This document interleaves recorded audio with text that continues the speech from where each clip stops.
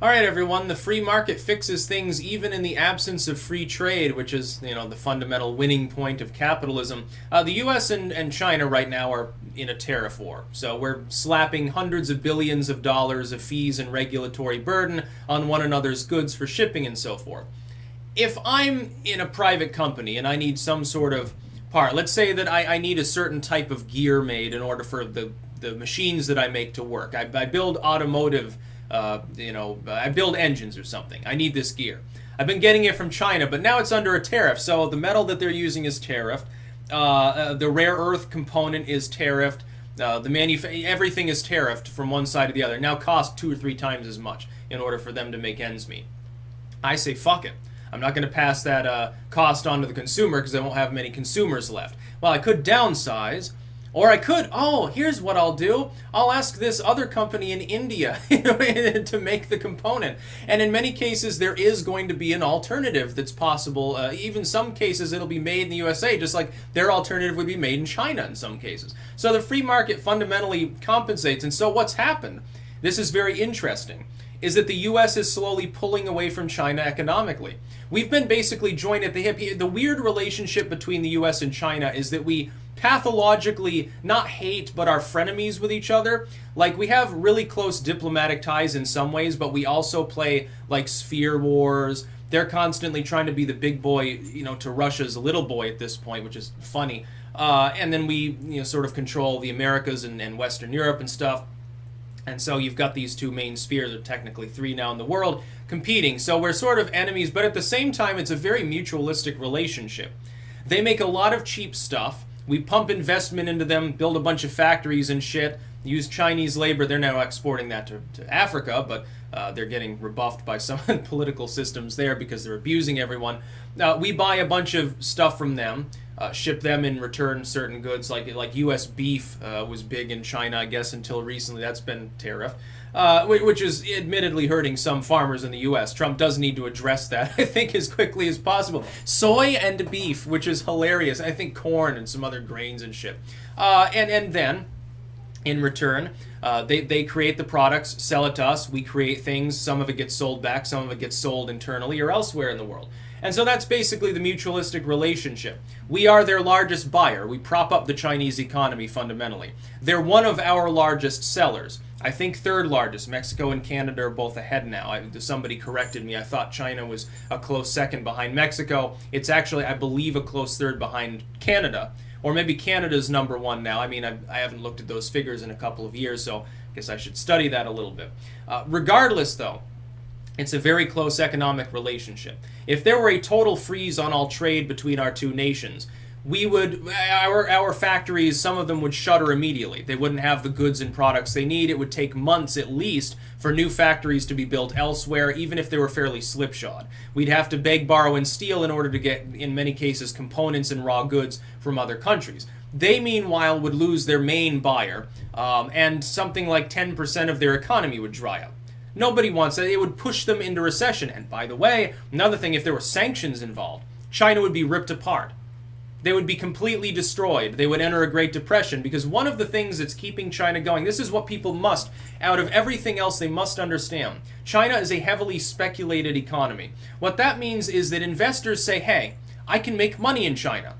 If I get the go-ahead from the Chinese government, as long as I'm not trying to rock the boat politically or something, they don't care what I do. I don't need to scrub the smokestack. I don't need much in the way of worker protection. I don't need the on-site therapist or something that I need here. There is no regulation. I build the factory. We employ a bunch of kids, probably. I make my components and I re-import them. I make a fucking killing. So of course you want to invest in China. Their economy has been expanding so drastically. But now let's say their economy is no longer expanding because of, a U.S. trade war involved with heavy tariffing.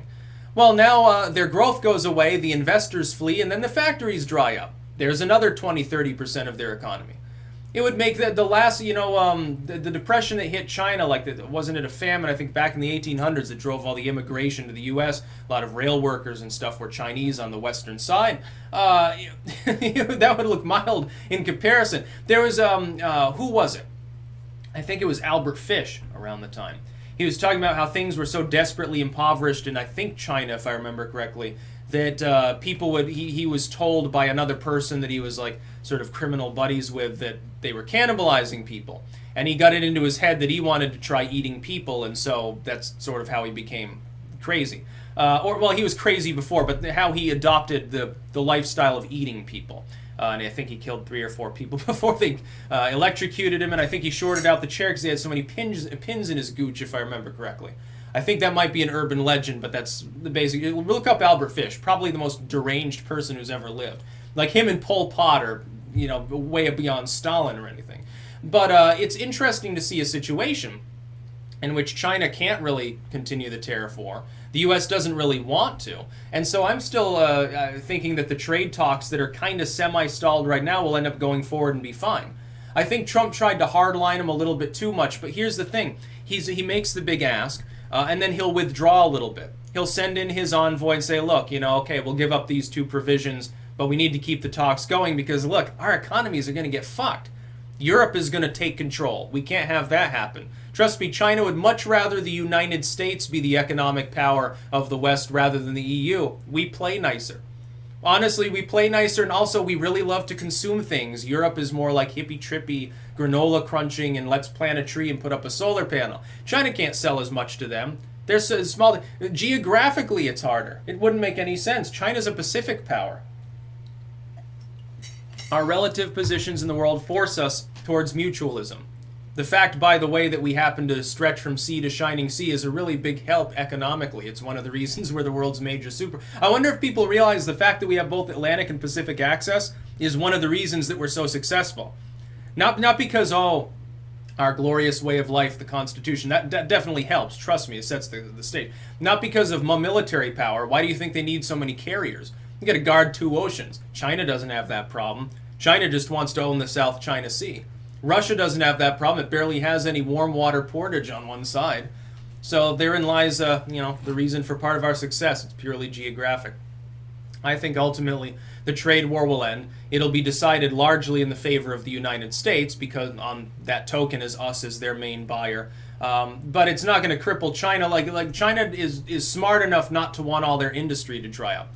Why would they want to cut off all relations and continue a tariff war that they, reasonably speaking, they cannot win the tariff war? They cannot spend 2 years absorbing recession style economics and still have an economy. Even if they think Trump loses, we'll bring the economy of the U.S. to a halt. Trump won't get reelected, and then we'll have a Democrat there. But your economy will already be hemorrhaging by that point. There's no reason that even a weaker Democratic administration wouldn't hardline you. Even if Biden got in, he would hardline the Chinese, I think. That's my reading of it. That's about all. Peace out.